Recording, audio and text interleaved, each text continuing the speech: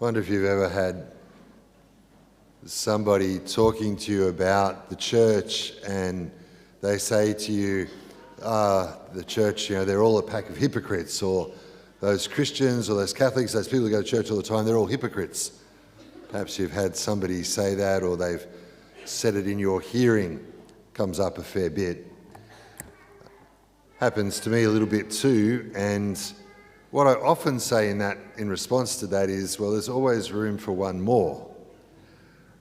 Meaning that I think all of us, if we're honest, there's a gap, there's a distance between who we say we are and who we'd like to be and who we are even on our best day and who we are on our less than best day, when we are at other times in our lives, when we're having a rough time or we're challenged by something.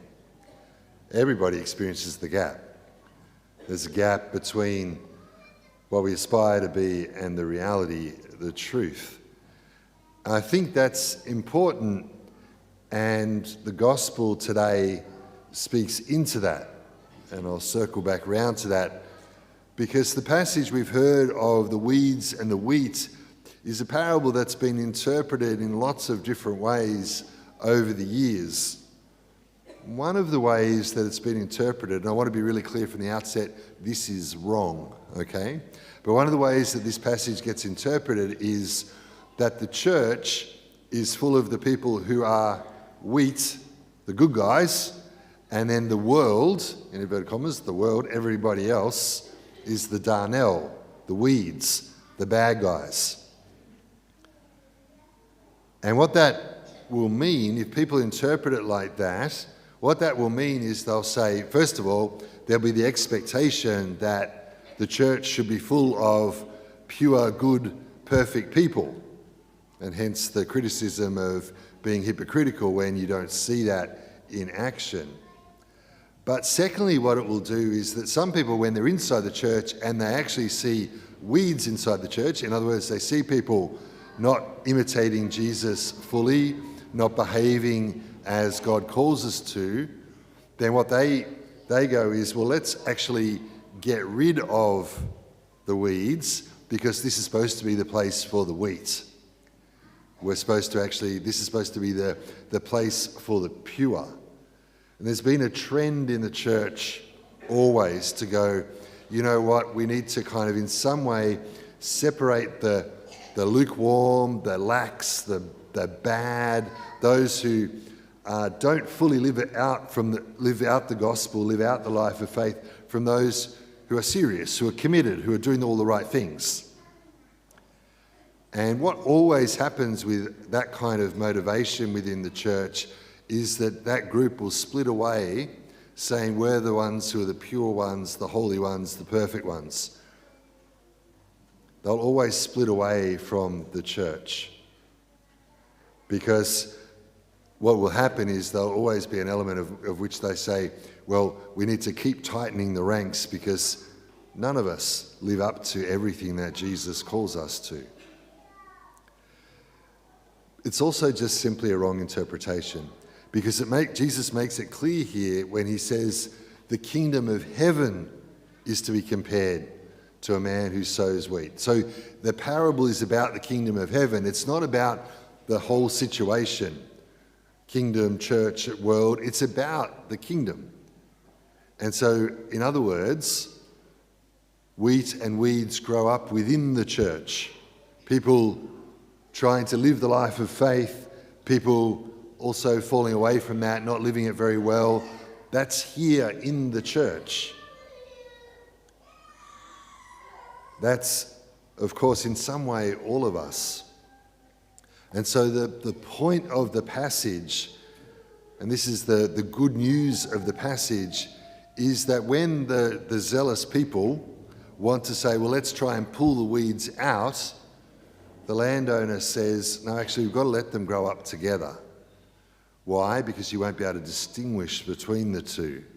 The darnel is a particular kind of weed in the ancient world, and the wheat, and the thing about it is that the young stalks of the darnel and the wheat look alike. You can't actually tell them apart very readily or very easily. And so what's being described here is God's patience with us. God's patience with those who aren't fully living up to everything that God would want for us. That God doesn't come and say, well, you're not part of the in club, you're not part of the perfect, you haven't got it all together, out you go. What God says here through the words of Jesus is, let's be patient because God's mercy is rich. Let's give people a chance to change, to grow, to deepen in their relationship with the Lord. It's a beautiful message, really. It speaks of the fact that God's timing and God's forbearance with us, that he quite happily copes with all of us hypocrites, is part of his goodness towards us. My suspicion is that when we read the parable, we're quite tempted to think, oh, well, I'm the wheat. But it doesn't work like that, does it? We're all a bit of a combination. We're all a bit of a mixture. There's that powerful line from Alexander Solzhenitsyn, who was a Russian dissident during the Soviet era, and he was sent to one of the Siberian detention camps, the Gulag. And in his book, The Gulag Archipelago, a man who knew what evil looked like in the world, he'd experienced it firsthand, he'd been the victim of it in so many ways. You'd think he might have been a man who was tempted to say, well, there's people who are wheat and there are people who are weeds. But what he actually says is that the dividing line between good and evil runs through every human heart. The dividing line between good and evil runs through every human heart. We're all a mixture of people seeking to be like Christ and failing to live like Christ. What God invites us to understand when we're thinking about others is to be patient as he is patient. And when we're thinking about ourselves, I think it's an invitation for us to seek God's forgiveness, to ask for his mercy, and to step onwards and forwards in seeking to draw closer to him. So in this Eucharist, we want to pray for that grace, I think. It's the grace to be patient. It's the grace to recognise that we can't stand in judgment of anybody else because we might just be as much a weed as wheat ourselves. And so we are to throw ourselves upon the mercy and the goodness of God. Let's pray for that in this Eucharist.